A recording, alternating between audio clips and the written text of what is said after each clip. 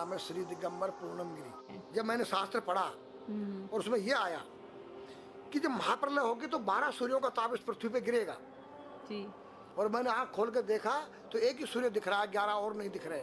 मैंने उनसे तर्क किया कि 12 ये लिखा है, गलत लिखा है कि 12 सूर्यों का ताप पड़ेगा, एक ही सूर्य 12 कहाँ है? तो उन्होंने कहा बेटा ये सत्य लिखा है, जो वर्तमान में हमारा सूर्य का प्रकाश आ रहा है ये केवल 8% आ रहा है।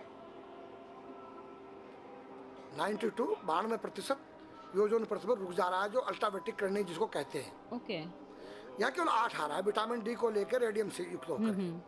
जब ओजोन परत फट जाएगा, टूट जाएगा तो 12 96 डिग्री जब तापमान आएगा तो 12 सूर्यों का ताप पड़ेगा। ये पूरी पृथ्वी आग का गोला बन जाएगी। नागा का स्वरूप है जी, ये महादेव का स्वरूप है जी, एक बालक का स्वरूप है जी। बालक में क्या चीज नहीं होती है? निर्मल मन जन सो मोई पावा, मोये छल छिद्र कपट नहीं सुहावा। तो बच्चे के दिल के अंदर न काम है, न क्रोध है, न लोभ है, न मोह है, न मद है। और नंगा किस तेरी गोद में बैठ जाए, नंगा उसकी गोद में बैठ जाए। तो नागा का रूप एक बालक का स्वरूप होता है जिसके अंदर से विकार रहित हो जाए, उसका नाम नागा है, सन्यासी है, संन्यासमया, तीनों गुणों से रहित हो जाना। ये जो गांजा भांग है ये क्या करता है? तुम्हारी मनोशक्ति को जो है बुरे कामों से डरा देता है, या तो कोई यूज करके देखे। दारू जो है वो तुम्हारी मनोशक्ति को उत्तेजित करता है, पिछली बातों को याद दिलाता है। दूसरा तुम्हारी जो है भांग गांजा तुम्हारी काम वासना को जो है दबा देता है। तो नारी के नंगे स्वरूप को 5 व्यक्ति देख सकते हैं। मेरे पास एक डिश है और जो चुटिया होती है वो एंटीना है, जो तुम्हारे जो यहाँ से कुछ तरंगे बाहर को जाती हैं, कुछ अंदर को आती है। 5 कर्मेंद्री, 5 ज्ञानेंद्री, 10 उस रथ के घोड़े हैं और बुद्धि रूपी उसमें लगाम है और ज्ञान रूपी चाबुकर बोलने वाला उसमें स्वयं सारथी कृष्ण है। तो आज हमारी संस्कृति बदली गई। ये आज हमारे लड़के लोग खड़े होकर पेशाब कर रहे हैं, ये हमारी संस्कृति नहीं है। न मुसलमानों की संस्कृति है, न हिंदू की खड़े होकर पेशाब करना। जैसे अगस्त मुनि ने 3 चलू में समुद्र पी दिया। मैंने पूछा महाराज वो मावा जी का कितना बड़ा पेट था? वो पृथ्वी पे रहता था, क्या पृथ्वी से बड़ा था उसका पेट जो सारे समुद्र पी गया? मैंने कहा नहीं बेटा, वो एक साइंस थे, उस काल के वैज्ञानिक थे। उन्होंने ऐसा केमिकल डाल दिया कि पानी के 2 भागों में बढ़ गया, H2O हो गया और वो आकाश में उड़ गया। आज का जो नौजवान है ये साइंसवादी है, ये हमारी भौतिकवादी और जो हमारी धार्मिक आध्यात्मिकवाद को नहीं मानेगा। इसको तुम साइंस के द्वारा अध्यात्मवाद को मनवाएगा तो मानेगा। जैसे मैं सूर्य को जल देख करके मैं हर बीमारी का इलाज कर देता हूँ। बताओ कैसे? कैसे बाबा? सूर्य उदय हो रहा है, ये जैसे सूर्य मान लो इसको जी, और मैं यहाँ खड़ा हूँ तो हम दोनों एक ही डिग्री पर हैं जी, सीधा। इसकी जो किरण आ रही है वो सीधी आएगी। जी, मैंने स्नान किया, जी, मेरा बदन गीला है जी, और मैंने तांबे के लोटे में जल भरा तो तांबा कॉपर है, कॉपर में जब जल भर दिया तो कॉपर वाटर हो गया। राइट। और मैं अपने सिर के ऊपर से गिराया जी, और सूर्य का प्रकाश उसमें विटामिन डी रेडियम को लेकर टकराया जी, तो क्या बनेगा? रेनबो बनेगा, इंद्रधनुष बनेगा, 7 कलर बनेंगे। जो हमारे 7 कहते सूर्य के 7 घोड़े हैं।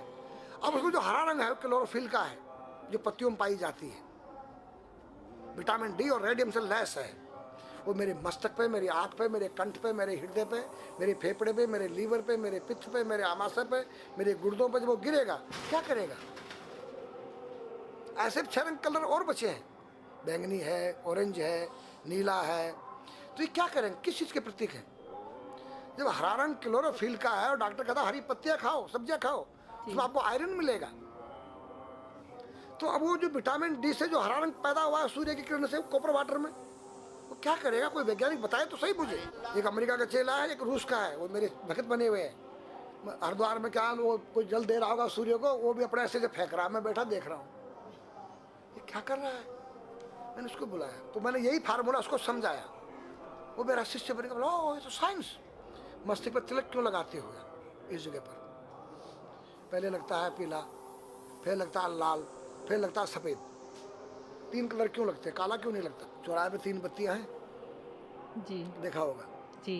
लाल क्यों है? फॉर डेंजर स्टॉप, खतरा है, या डेंजर, खड़े हो जाओ, खतरा है। जी। पीला देखो, चलना नहीं है, हाँ, देखो, रेडी रहो, देखो। और सफ़ेद चल, सफेद सफेद तो यहाँ है उसमें ना, हाँ चावल लगा रखे हैं ना मैंने हाँ सफेद, हाँ वहाँ हरा है। वहाँ हरा है, रेडी टू गो। गो, या हरा गो है। जी। नहीं सफेद, अगर युद्ध हो रहा है, गोलियां चल रही है, सफेद झंडा लहरा दिया जाए। पीस, शांति का प्रतीक है। चावल ठंडा होता है, और हमारी यहाँ पर सुषुम्ना नाम की नाड़ी है, जी लाल कलर है कि तुम इस योग सहयोग में आके तुम बैठ सकते हो कि नहीं, ये माहौल तुम्हारे योग्य है या नहीं, या जुआ चल रहा है, या शराब पी जा रही है, क्या तुम बैठ सकती हो? देखो पीला कलर है, देखो, आना नहीं, जाना नहीं, देखो, ओ खतरा है या ठीक नहीं है, चलो। और सफेद शांति, जी क्या यहाँ शांति है, बैठ सकते हैं। तो ये हमारी जो है संस्कृति में एक वैज्ञानिक है। जब हम खाते गैस बनती है, तो बिल्कुल। चावल जब पानी में भीगे बाद ठंडा हो जाता है, और हमारी सुषुम्ना नाड़ी पर जब लग गया है तो उस नाड़ी को ठंडा करने लग गया है। उस नाड़ी से कोई गर्म गैस को ऊपर चढ़ने नहीं देगा, और हमारे शरीर ब्रह्मांड में, हमारे सिर के अंदर कोई ऐसी वायु गैस जाकर तुम्हारे सिर को परेशान नहीं कर सकता है। तो मेरे पास जितने हमारे शास्त्र पुराण ग्रंथ हैं, ये साइंस है।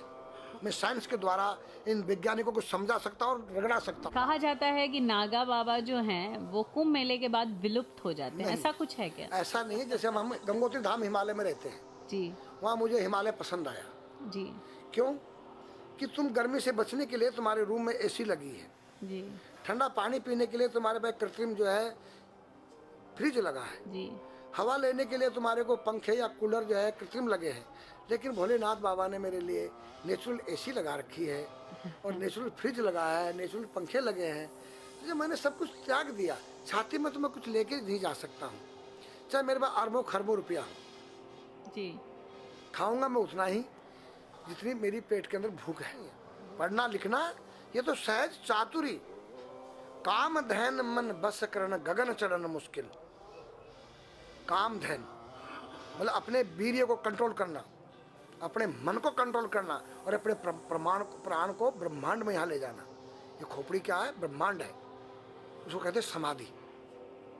इस सारे शरीर के प्राणों को इकट्ठा करके इस ब्रह्मांड में मस्तिष्क में ले जाके बैठ जाना, जिसको ब्रह्मरंध्र कहते हैं, उस गुफा के अंदर। ये तीन वस्तु मुश्किल है, बाकी सब आसान है। अपरिग्रह मतलब उतना रखो जितना तुम्हें आवश्यकता है, अधिक मत रखो। अब तुम अष्टांग योग जो है पतंजलि लगा रहे हो, और व्यापार बिजनेस चालू है, मेरी दूध को ले लो, टूथपेस्ट ले लो। अब मेरा आयुर्वेदिक अंडरवियर आ गया है। मैंने बोला वो कैसा है कि मैंने गंगा जल में जड़ी बूटे के रस में धागे भिगोए थे तब बनाया था। और मेरा दावा है कोई कितना योग कर ले, कोई स्वस्थ नहीं रह सकता है। क्यों? खान पीन तुम्हारा केमिकल, वायु में तुम्हारा केमिकल, पानी में तुम्हारा केमिकल। अब जो तुम आरओ का पानी नहीं पी रहे हो, उसके पानी के गुण ही नष्ट हो गए सब। उत्तर को सिर करके सोना क्यों मना किया है साइंस ने? हमारे शास्त्र ही मना करते हैं। हम उत्तर को सिर करके सोएंगे, दक्षिण को पैर करके।